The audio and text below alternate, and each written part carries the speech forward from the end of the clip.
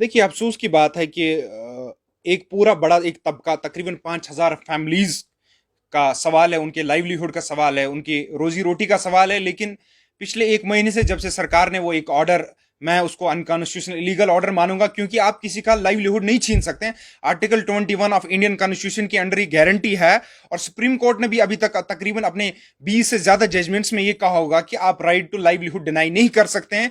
ये आप सीधे मान लिया, अगर आप किसी को राइट टू लाइवलीहुड डिनाई करते हैं तो इसका मतलब है आप उसकी लाइफ को डिनाई करते हैं, जो आर्टिकल 21, जो heart of the Indian constitution है। लेकिन यहां पे देखिए, टस से मस कोई नहीं हो रहा है, सरकार को कोई फर्क नहीं पड़ रहा है।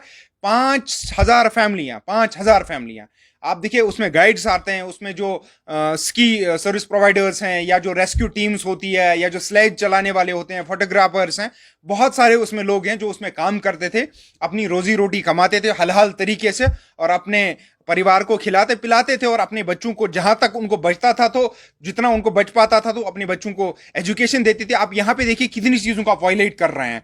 आप मुझे बताइए, अगर आप उनको लाइवलीहुड खत्म करेंगे तो उनकी बच्चों की तालीम कहां है, जो आर्टिकल 21A के तहत आपको वहां से भी फंडामेंटल राइट है, फंडामेंटल ड्यूटी है आपकी। Direct principles of state policy के अंडर 939B के अंदर आपको डायरेक्शन से क्लियर कट सरकार को कि आपको एजुकेशन बच्चों को देनी है। अब ये बेचारे खुद अपना रोजगार कमाते थे और अपने बच्चों को भी पालते भी थे और एजुकेशन भी प्रोवाइड करते थे, बट अनफॉर्चुनेटली सरकार ने एक फैसला लिया, जिसमें उन्होंने फैसला ऐसा लिया, मुझे आप बताइए, हैरान की बे बात है। आपने गवर्नमेंट ने एक तरफ से गाइड को फुल डे की चार्ज रखी है कि a tourist can only charge 900 rupees, a guide can only charge 900 rupees from tourist. ठीक है, एक 900 रुपया वो पूरे दिन का, सुबह 7 बजे 6 बजे वो निकलता है, शाम को 10 बजे वो घर लौटता है, 900 रुपया वो चार्ज करता है। और ऑर्डर निकला है कि जनाब इनको फुल चार्ज देना पड़ेगा, जो कि केबल कार गुलमर्ग का है, वहां पे इनको फुल, उसकी टिकट 1,050 रुपए की है फॉर सेकेंड फेज। और सरकार ने एक तरफ से खुद ही बोल रहे हैं 900 कमाओ, 1,050 रुपया किसको दो, और भूख से मरो, बच्चों को भी मारो। ये सरकार डायरेक्टली इस ऑर्डर के मुताबिक कहना चाह रही है।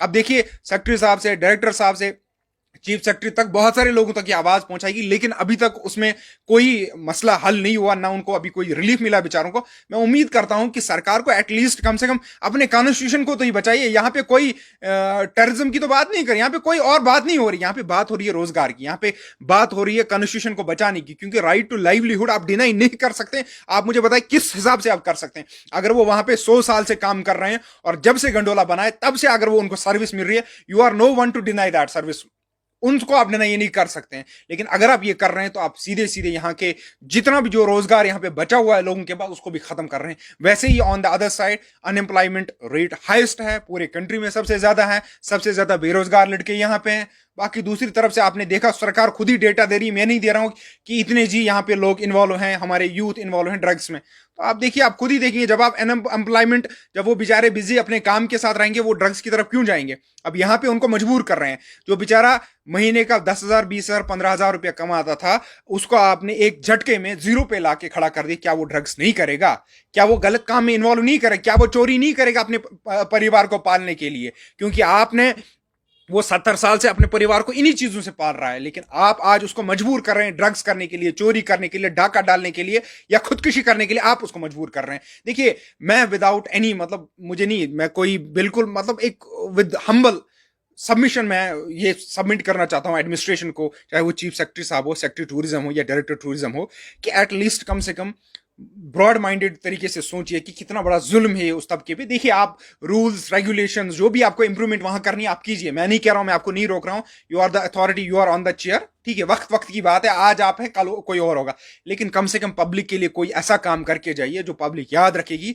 यहां पे बात रोजगार की हो रही है, यहाँ पे बात हजारों फैमिलियों की हो रही है, जिनके निवाला, जिनके मुंह से आपने उनका निवाला छीना है, जो बेचारे आने वाले वक्त में मुझे लगता है भूखे मर जाएंगे, खुदकुशी करने के लिए मजबूर है। ये आपकी जिम्मेदारी बनती है। अगर यहाँ पे ऐसा कुछ हादसा हुआ, उम्मीद करता हूं कि सरकार इसको नेगेटिव में ना लेके पॉजिटिव तरीके से सोचेगी और ब्रॉड माइंडेड तरीके से सोचेगी कि ये सही फैसला था कि गलत फैसला था। और उम्मीद करता हूं कि विद इन डेज ये फैसला वापस रिवोक किया जाएगा।